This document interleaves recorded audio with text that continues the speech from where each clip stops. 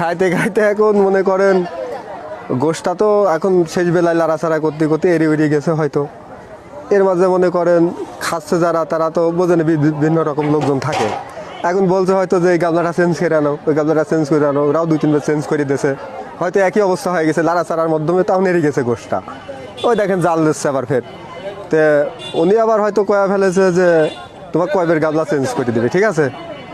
এই কথা নিয়ে মোকামুখি হতে মাঝখানে একজন উঠে চেয়ার নিয়ে বাড়ি শুরু করে দিয়েছে। এই হচ্ছে জ্ঞান। আসলে খাইতে বসতে ওনার প্রথমে কথা কাটাকাটি হয় আমার ভাইয়ার সঙ্গে। উনি আমার ভাইয়া বলে যে হচ্ছে মাংসের গামলাটা চেঞ্জ করে আনতে। উনি একবার আনছে, দ্বিতীয়বার ওই গামলাটাই নিয়ে আসছে। তো ভাইয়া বলছে যে ভাইয়া এইটা তো কেবলই পাঠালাম, আপনি কি নিয়ে আসছেন।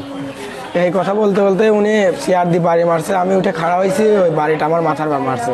তারপরে মনে করেন ওরা 3-4 জন মিলে মারছে চেয়ার দিয়ে। আরও আমার আন্টি ছিল, আর 2-3 জনে মারছে। পরে আমাদের সবাই যাই হোক গুরুতর আঘাতের ভিতরে আমি একটু মাথায় বেশি লাগছে, আর আমার আন্টির লাগছে খুব। গ্যাদারানি খালি এটাই যে আপনার খাতি হবে, ঠিক আছে। চেঞ্জ করে নিয়ে আসেন ভাই, কয়বার চেঞ্জ করে নিয়ে আসলেন? ওই টেবিলে আমি খাচ্ছি, সব পরিবারই আমার কয়দিন মজাবলি করতেছি। আপনি বারবার খালি এইটাই নিয়ে আসতেছেন, বাড়ির ভিতরে নাই।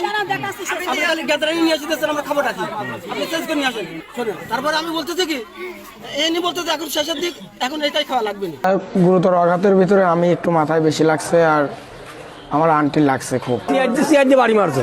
তো আমি ভিতরে ছিলাম না, আমি বাইরে ছিলাম, যে ভিতরে যা দেখে যে মারামারি শুরু হয়ে গেছে, এটাই আমি দেখেছি।